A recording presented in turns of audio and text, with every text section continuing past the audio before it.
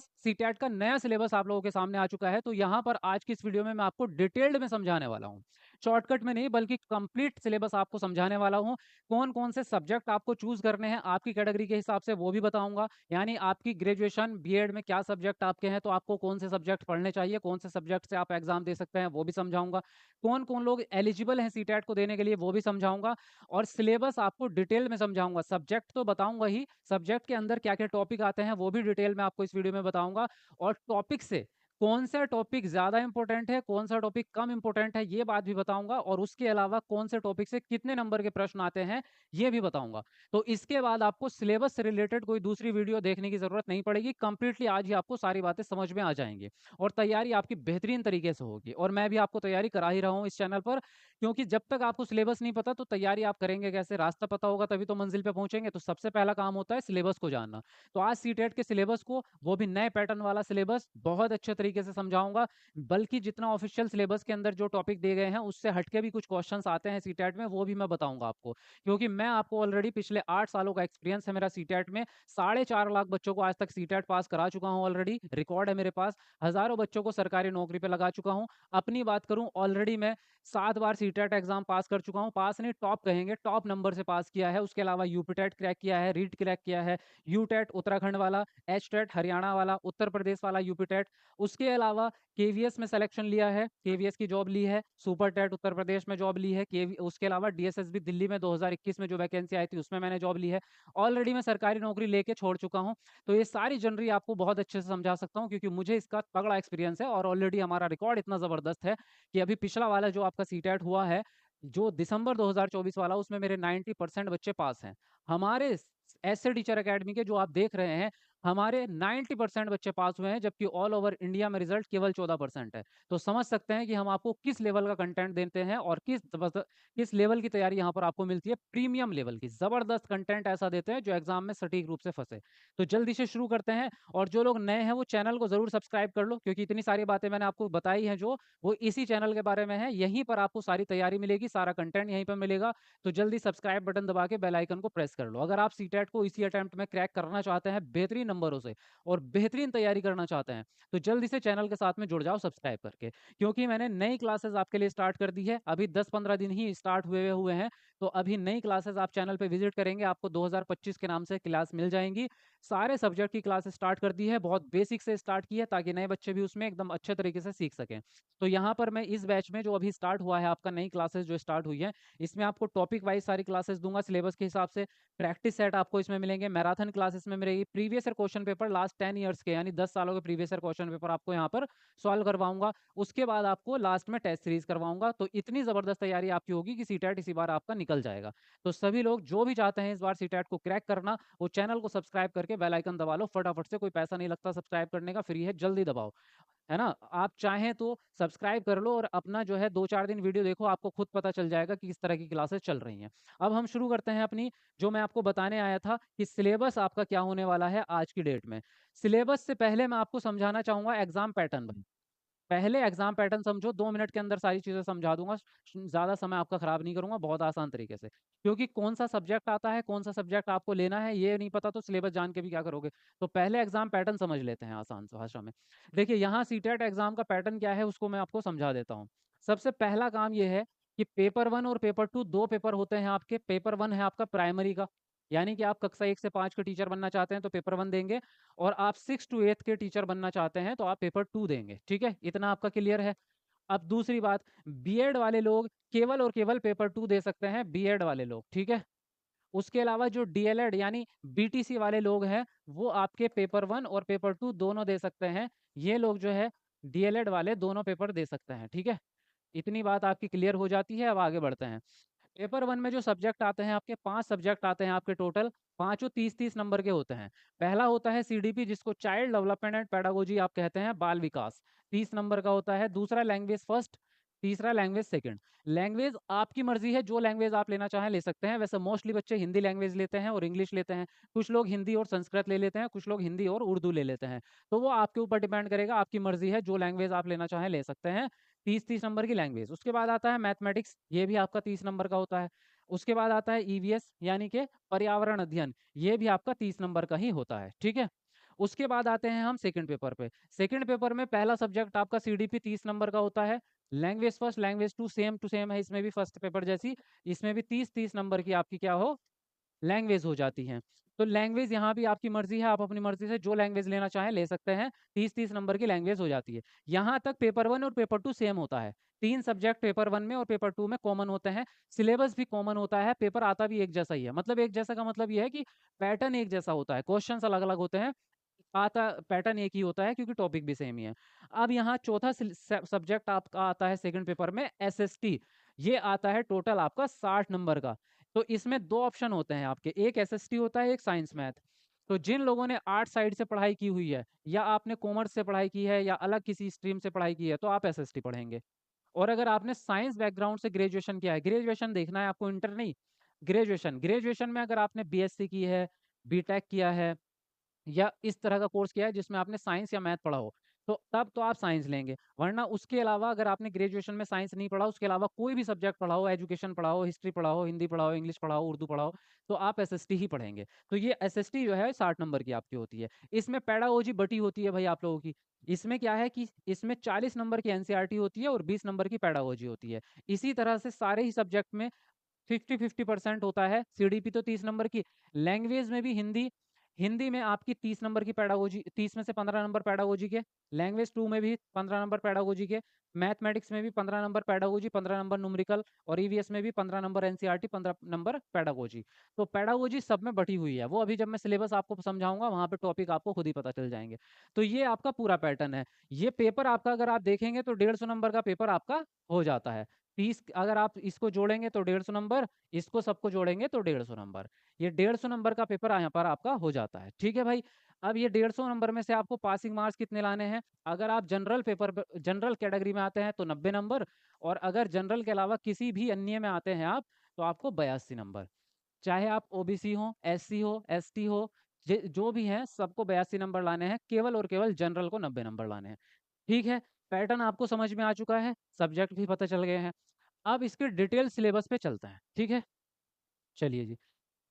Detailed syllabus पे जाने से पहले मैं आपको एक और सा है, वो सारी चीज़ें तो आपको समझ में आ गई है ना? अब यहाँ पे मैं आपको बताता हूँ कि इसमें टॉपिक क्या-क्या रहते हैं। देखो, सबसे पहला जो सब्जेक्ट आएगा CDP, child development and pedagogy. पहले मैं पेपर 1 का बताऊँगा, फिर पेपर 2 का बताऊँगा, तो ध्यानपूर्वक समझते रहें क्योंकि स्टार्टिंग के 3 जो है, 3 सब्जेक्ट सीडीपी, पेपर 1 और लैंग्वेज 1, लैंग्वेज 2, ये मैं एक ही बार बताऊँगा, पेपर 1, पेपर 2 दोनों समझ लो भाई इसको, यहीं से ही। क्योंकि तीनों सब्जेक्ट ऐसे हैं जो कॉमन है दोनों में। तो सबसे पहले सीडीपी आता है, ये टोटल होता है आपका 30 नंबर का, ठीक है? यहाँ पर जो है पहला टॉपिक आप देखेंगे, विकास की अवधारणा एवं इसका अधिगम से संबंध। हाँ, इसको इंग्लिश में कहते हैं concept of development and it's relationship with learning. तो यहाँ पे विकास समझना है, अधिगम से उसका संबंध समझना है। 2 नंबर इससे 100% पक्के आते ही आते हैं, ये बहुत इंपॉर्टेंट टॉपिक है। फिर आता है बाल विकास का सिद्धांत, प्रिंसिपल ऑफ डेवलपमेंट, इससे भी आपके 2 नंबर पक्के हैं। फिर आता है आनुवंशिकता और वातावरण का प्रभाव, ये आपका जो है कई बार आता है, कई बार नहीं आता और 1 नंबर से ज़्यादा ये नहीं आता है। ये मैं आपको आंकड़े बता रहा हूँ। सामाजिकरण, आपका ये जो सामाजिकरण है, ये आपका 1 नंबर का आपका हर साल आता है इसमें से। Socialisation process, social world, children, teacher, parents और पीयर्स, यानी टीचर जो होते हैं, पेरेंट्स जो होते हैं और आपके पीयर्स यानी समकक्षी क्लास के बच्चे हैं, वो किस तरह से आपका सामाजिकरण में मदद करेंगे, ठीक है? नाम ही बता पाऊँगा, समझाना तो क्लास में पढ़ाऊँगा फिर मैं आपको हर टॉपिक को डिटेल में, क्योंकि यहाँ पढ़ा नहीं रहा हूँ, सिर्फ सिलेबस बता रहा हूँ, ठीक है? तो ध्यानपूर्वक देखते रहेंगे। फिर आता है पियाजे, कोलबर्ग और वाइगोत्स्की के सिद्धांत आपके आते हैं। ये 3 सिद्धांतकार हैं, 3 मनोवैज्ञानिक, इनके सिद्धांत आते हैं और ये तीनों मिला कर के 7 नंबर आपके आते हैं इसमें, ठीक है? फिर आता है बाल केंद्रित शिक्षा और प्रगतिशील शिक्षा, ये आपका छठा टॉपिक। फिर आता है बुद्धि निर्माण और बहुआयामी बुद्धि, ये बहुआयामी बुद्धि का सिद्धांत किसने दिया? हार्वर्ड गार्डनर ने, तो ये है आपका। फिर आता है भाषा और चिंतन, जिसको लैंग्वेज और थॉट्स कहते हैं, यानी आपकी भाषा में और आपके विचारों के बीच में क्या कनेक्शन होता है, ये कैसे काम करता है, बच्चों को कैसे सिखाएंगे, वो सारी चीज़ें इसमें आती हैं आपकी। उसके बाद आता है सामाजिक निर्माण में लैंगिक मुद्दे। तो इसके अंदर क्या पूछा जाता है आपसे? इसके अंदर आपसे पूछा जाता है जो जेंडर भेदभाव होता है आपकी कम्युनिटी में, उसको कैसे ठीक किया जाए और स्कूल में अगर है तो उसको कैसे ठीक किया जाए। फिर इंडिविजुअल डिफरेंसेस, हर बच्चा अपने आप में यूनिक है, हर बच्चे में कुछ ना कुछ अंतर होता है, वो सारी चीज़ें आपको इसमें देखने को मिल जाएँगी, ठीक है?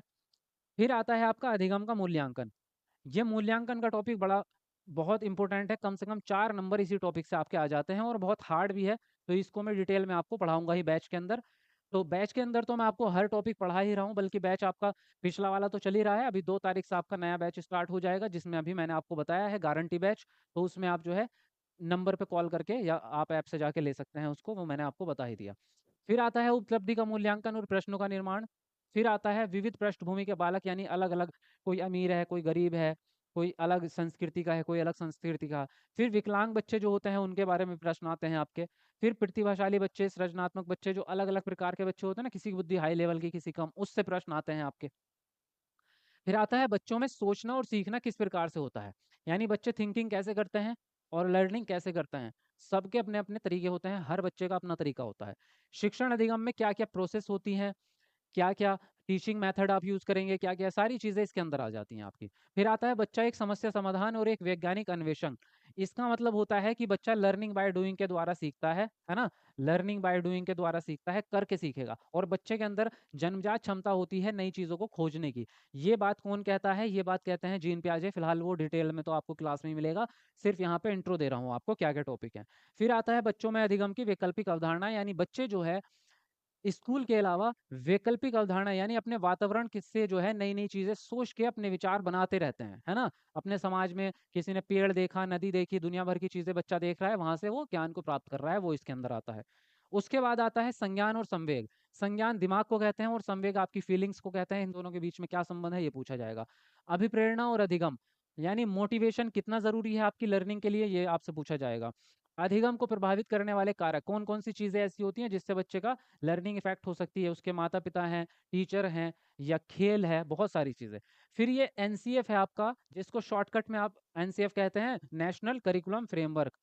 ये 2005 में एक नियम आया था एजुकेशन के लिए, इसके अंदर से अगर टॉपिक की बात करूँ, सीडीपी में तो 1 या 2 ही प्रश्न आते हैं, लेकिन इससे अगर ऑल ओवर मैं बात करूँ, पूरे पूरे सीटेट में कम से कम 15 नंबर तो इसी में से ही आ जाते हैं। तो ये वेरी, वेरी इंपॉर्टेंट है भाई। थोड़ा-सा बड़ा टॉपिक है, याद करना पड़ेगा, लेकिन कोई बात नहीं, मैं आपको सिखाऊँगा सारी चीज़ें। फिर है नेशनल एजुकेशन पॉलिसी 2020, और उसके बाद आरपीडब्ल्यूडी एक्ट 2016। ये चीज़ें हैं आपकी सीडीपी वाले पोर्शन में आती हैं आपकी, ठीक है? ये हुआ आपका सीडीपी का यहाँ पे के काम। फिर आता है आपका हिंदी भाषा, यानी लैंग्वेज फर्स्ट। अगर आपने हिंदी ली है तो ये सिलेबस आपका रहेगा।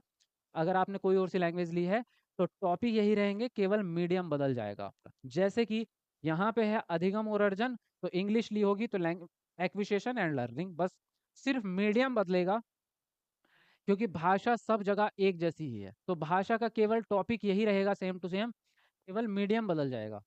जैसे कि मातृभाषा कह रहे हो, है ना? इसमें हिंदी में मातृभाषा कह रहे हो, इंग्लिश में मदर टंग कह रहे हो, है ना? और उसी प्रकार से उर्दू में मादरी ज़बान कह रहे हो। एक ही टॉपिक है तीनों में और कॉन्सेप्ट भी एक ही है, केवल उसका मीडियम बदल रहा है ना? तो यहाँ पे पहली बात तो ये है कि 2 तो पैराग्राफ आ जाते हैं 15 नंबर के, ठीक है? इन्हीं पैराग्राफ के अंदर 3-4 क्वेश्चन्स व्याकरण के आ जाते हैं, है ना? 4 प्रश्न जो है व्याकरण के आ जाते हैं इसी के अंदर। पैराग्राफ के अंदर ही आ जाते हैं ये। फिर शिक्षा शास्त्र यानी पेडागोजी जो है, हिंदी पेडागोजी आपकी, ये आती है आपकी 15 नंबर की, ठीक है? अब इसमें ये टॉपिक हैं, अधिगम और अर्जन, भाषा शिक्षण के सिद्धांत, यानी भाषा को कैसे सिखाओगे, भाषा के कार्य एवं इसके विकास में बोलने और सुनने की भूमिका क्या होती है, भाषा अधिगम में व्याकरण की क्या भूमिका होती है, भाषाई विविधता वाले कक्षा कक्ष की समस्या क्या होती है, अगर आपकी क्लास में अलग-अलग भाषाओं के बच्चे हैं, कोई पंजाबी मीडियम का बच्चा है, कोई बच्चा ऐसा है जिसकी मातृभाषा हिंदी, किसी की मातृभाषा तमिल, तो अलग-अलग भाषाओं के बच्चे हुए, तो उसको आप कैसे हैंडल करोगे अपनी क्लास में, वो इसमें पूछा जाएगा आपसे, इस वाली में, ठीक है? फिर भाषा कौशल आ जाते हैं, 4 कौशल होते हैं भाषा के, सुनना, बोलना, लिखना और पढ़ना। ये 4 कौशल होते हैं, इनको कैसे यूज़ करोगे, कैसे सिखाओगे बच्चे को, वो सारे प्रश्न इसमें आएँगे। फिर आता है भाषा बोध, यानी भाषा बोध में प्रवीणता का मूल्यांकन, कि बच्चे को जो भाषा आप सिखा रहे हो, उसका मूल्यांकन कैसे करोगे? तो मूल्यांकन इसमें आ जाता है आपका। फिर टीएलएम जिसको कहते हैं आप, शिक्षण सामग्री, जो सामान आप क्लास में यूज़ करते हैं बच्चों को पढ़ाने के लिए। चॉक हो गया, बोर्ड हो गया, आपका चार्ट पेपर है, किताब है, सारी चीज़ें टीएलएम में आती हैं। फिर उपचारात्मक शिक्षण होता है, यानी बच्चे, जहाँ बच्चे की कमी रह जाती है या बच्चा किसी चीज़ को सीख नहीं पा रहा, तो उसको कैसे सिखाएँगे आप? वो होता है उपचारात्मक शिक्षण। तो ये टॉपिक रहते हैं हिंदी के अंदर। तो 15 नंबर शिक्षण शास्त्र के और 15 पैराग्राफ के, टोटल 30 नंबर की हिंदी है आपकी। फिर आती है इंग्लिश, लैंग्वेज 3। इंग्लिश भी आपकी कितनी है? 30 नंबर की इंग्लिश है, सेम टू सेम। और इसमें भी सेम टू सेम पैटर्न है कि स्टार्टिंग में 2 पैराग्राफ आपके आ जाएंगे 15 नंबर के, ठीक है। और 2 पैराग्राफ किस तरह से आएंगे, जैसे उसमें गद्य और पद्य, इसमें भी सेम चीज। इसमें भी एक प्रोज का आता है और एक पोयम का आता है, यानी, है ना, एक पोयम वाला पैराग्राफ आएगा, एक प्रोज वाला पैराग्राफ आएगा, तो 2 पैराग्राफ इसी में आ गए। फिर 15 नंबर की आती है पेडागोजी आपकी, 15 नंबर की पेडागोजी। और pedagogy same to same Hindi वाली होती है, केवल ट्रांसलेट उसको इंग्लिश में कर देंगे। चाहे आपने सेकंड लैंग्वेज संस्कृत ली हो तो हिंदी वाली ही पेडागोजी रहेगी, ट्रांसलेट उसको इंग्लिश में कर देंगे। अगर आपने उर्दू ले रखी है तो हिंदी का ही सिलेबस रहेगा, ट्रांसलेट उसको उर्दू में कर देंगे। केवल ट्रांसलेशन होता है, टॉपिक कुछ भी नहीं बदलता, सारी लैंग्वेजेस के एक ही टॉपिक है, एक ही पैटर्न है। पैराग्राफ हर लैंग्वेज में आना है, 15 नंबर के जो टॉपिक है पेडागोजी के वो हर किसी में आने हैं, तो ये टोटल सेम टू सेम रहेगा। लैंग्वेज एंड एक्विजिशन, जिसको वही अधिगम और अर्जन आप कह रहे थे। प्रिंसिपल ऑफ लैंग्वेज टीचिंग यानी भाषा शिक्षण के सिद्धांत। आपका रोल ऑफ लिसनिंग स्पीकिंग यानी बोलने और सुनने की भूमिका। फिर critical perspective on the role of grammar, grammar का कैसा इस्तेमाल करोगे आप अपने शिक्षण में। सारी चीजें सेम टू सेम हिंदी वाली है आपकी। इसी प्रकार से challenges of teaching language diverse classroom, यानी बहुभाषिक वाली अगर कक्षा है आपकी तो उसमें कैसे पढ़ाओगे आप अलग अलग भाषाओं के बच्चों को। फिर लैंग्वेज स्किल यानी भाषा कौशल आ जाते हैं। फिर इवैल्यूएटिंग लैंग्वेज कॉम्प्रिहेंशन, यानी कि बच्चे की समझ को कैसे मूल्यांकित करोगे आप, मूल्यांकन आ जाता है इसमें। इसमें टीचिंग लर्निंग मटेरियल और ये रेमेडियल टीचिंग, यानी कैसे बच्चों को कमियों को कैसे ठीक करोगे। तो सेम टू सेम इंग्लिश और हिंदी सेम टू सेम एक जैसी है, केवल मीडियम का फर्क है। तो 3 सब्जेक्ट आपके यहाँ पे कंप्लीट हो जाते हैं, जो कि फर्स्ट पेपर और सेकंड पेपर में सेम टू सेम है। क्लियर। अब जो मैं अगला सब्जेक्ट बता रहा हूँ वो अब फर्स्ट पेपर का चौथा और पांचवा सब्जेक्ट बता रहा हूँ। तो चौथा सब्जेक्ट आपका गणित है फर्स्ट पेपर में, ठीक है, पेपर 1 लिखते रहो। देखो इसमें देने को इसने बहुत सारी चीजें दे रखी है डिटेल्ड में, लेकिन कुल मिला के आपको जो है ये सिलेबस के अकॉर्डिंग पढ़ना मुश्किल होता है गणित को। क्योंकि गणित में क्या है, बेसिक गणित आपको सीखना है, कैलकुलेशंस। और सारे गणित में जो है कक्षा 6-7 तक का गणित या कक्षा 8 तक का एनसीईआरटी वाला गणित आपसे पूछा जाता है। तो यहाँ पे जो भी गणित के टॉपिक दिए गए हैं ये ऐसे टॉपिक हैं जिनको कितना ही आगे ले जाओ और कितना ही कम रख लो। जैसे क्षेत्रफल दे दिया इसने, भाई क्षेत्रफल इतना ऐसा टॉपिक है जो प्राइमरी लेवल पे भी आ जाता है, यानी बहुत ही बेसिक आ जाएगा। और ऐसा भी क्षेत्रफल आता है जो यूपीएससी में पूछा जाता है। तो क्षेत्रफल टॉपिक देख के आप ये अंदाजा नहीं लगा सकते कि आपको कितना पढ़ना है। ये अंदाजा प्रीवियस ईयर क्वेश्चन पेपर को देख के ही लग सकता है कि आपको किस लेवल का गणित पढ़ना है। और उसके अलावा आपको टेंशन लेने की जरूरत नहीं है, कितने लेवल का पढ़ना है वो हमें पता है। आप हमारा बैच में आ ही जाएंगे पढ़ने के लिए, तो वहां पे मैं आपको उतना ही पढ़ाऊंगा जितनी जरूरत।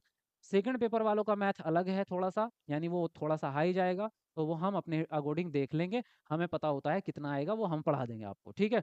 बाकी आप इसका स्क्रीनशॉट लेना चाहें ले सकते हैं, ये सारे के सारे टॉपिक आपके गणित के, ठीक है। समझे बात को। ये इंग्लिश में दिया है इसने उसी चीज को, ज्योमेट्री हो गई, शेप्स हो गई, सॉलिड्स हो गए। तो इसका भी आप स्क्रीनशॉट लेना चाहें ले लीजिए। तो गणित तो आपका भैया डिटेल्ड में समझा नहीं जा सकता, बस इसमें एक बात समझी जा सकती है कि 15 नंबर की आपकी ये न्यूमेरिकल वाला हो गया, न्यूमेरिकल वाला है ये सारा का सारा, ठीक है। ये इंग्लिश में न्यूमेरिकल, तो 15 नंबर का तो न्यूमेरिकल हो गया। और 15 नंबर की पेडागोजी है भाई आपकी, ठीक है। गणित में भी सेम टू सेम पेडागोजी है आपकी, कि गणित की प्रकृति क्या होती है, गणित का पाठ्यक्रम में क्या स्थान होता है, गणित की भाषा क्या होती है, सामुदायिक गणित क्या होता है। इसके अलावा भी बहुत सारे ऐसे प्रश्न पूछे जाते हैं जो इस सिलेबस से बाहर के हैं। तो वो सिलेबस से बाहर के जो टॉपिक हैं वो इसमें दिए नहीं ऑफिशियल सिलेबस में, लेकिन सवाल उससे आते हैं। जैसे वैन हेले का सिद्धांत आता है, इसमें कहीं भी नहीं दे रखा, नहीं दे रखा। ब्रूनर की थ्योरी आ जाती है, नहीं दे रखी इसमें। इसी प्रकार से जो है बहुत सारे टॉपिक हैं गणित में जो इसमें सिलेबस में नहीं दे रखे, लेकिन मैं आपको वो बैच में पढ़ाता हूँ क्योंकि मुझे पता है वो आने आने हैं। तो मुझे पता है मैं छांट के उतना ही टॉपिक आपको पढ़ाऊंगा जो आपके फंसेंगे, ठीक है। तो वो मेरे ऊपर आप छोड़ दो कि आपको पास कैसे कराना है, वो मेरी जिम्मेदारी है, सीटेट आपका पास होगा। अब ये 15 नंबर की तो पेडागोजी हो गई और 15 नंबर का आपका न्यूमेरिकल हो गया, ये हो गया फर्स्ट पेपर का गणित। उसी प्रकार से अब आती है पर्यावरण अध्ययन। तो देखो भाई पर्यावरण अध्ययन जो है वो 30 नंबर का है, जिसमें से 15 नंबर तो एनसीईआरटी से आते हैं आपके। और एनसीईआरटी में थोड़ी सी अपर लेवल की चीजें भी आती है, कई बार जो है साइंस भी आ जाता है थोड़ा सा, कई बार भूगोल भी आ जाता है ईवीएस में थोड़ा सा। तो वो सारे टॉपिक हम आपको क्लास में कवर कराएंगे। बाकी इसके मेजर टॉपिक जो है वो 6 टॉपिक हैं। बाकी इसके अंदर ये तो सब टॉपिक हैं, लेकिन मेजर टॉपिक 6 हैं। नंबर 1 परिवार और मित्र, नंबर 2 भोजन, नंबर 3 आश्रय, नंबर 4 जल, और नंबर 5 यातायात और नंबर 6 चीजें हम कैसे बनाते हैं। ये 6 टॉपिक हैं इसके सिलेबस के और इन 6 टॉपिक के अंदर ही सब कुछ आ जाता है। जैसे कि चीजें हम कैसे बनाते हैं, इसके अंदर आपका कपड़े बुनाई भी आ जाएगी, कपड़े की रेशे यानी फसल उगा के रेशे कैसे निकाले जाते हैं वो भी इसी के अंदर आ जाएगा। इसके अंदर चीजें हम कैसे बनाते हैं, इसी में आपके और भी बहुत सारी कि चिड़ियां घोंसले कैसे बनाती है, दुनिया भर की चीजें एक टॉपिक के अंदर बहुत सारा कंटेंट है अंदर। तो ये मैं आपको क्लास में पढ़ाऊंगा, बाकी यहाँ सिलेबस देख लो बस। ठीक है। उसी प्रकार से इंग्लिश में ये 6 की 6 दे रखी हैं, पहला, दूसरा, तीसरा, चौथा, पांचवा, छठा, वही सेम टू सेम। तो 15 नंबर की तो ये एनसीईआरटी है और 15 नंबर का ये शिक्षण शास्त्र है आपका ईवीएस का। ठीक है भाई। तो 15 नंबर की पैडागोजी, 15 नंबर का आपका एनसीईआरटी, दो प्रकार से आपकी 30 नंबर की टोटल ईवीएस हो गई। तो ये सारे खत्म हो गए आपके क्या, ये हुए आपके फर्स्ट पेपर के। आपका सीडीपी और फिर हो गया आपका लैंग्वेज फर्स्ट, लैंग्वेज सेकंड हो गया, फिर आपका ये हो गया मैथमेटिक्स और उसके बाद ईवीएस हो गया। अब शुरू के 3 तो कॉमन थे आपके पेपर 2 में। अब पेपर 2 पे आ जाते हैं हम। पेपर 2 में देखो स्टार्टिंग के 3 तो कॉमन है, CDP common, language first common, language second common, ये तो सेम सिलेबस रहेगा चाहे आप देख लो। यही मैंने आपको फर्स्ट पेपर में बताया है, सेकंड में भी यही है। सीडीपी के सारे टॉपिक यही के यही हैं, सारे टॉपिक सीडीपी, पूरी सीडीपी सेम टू सेम है।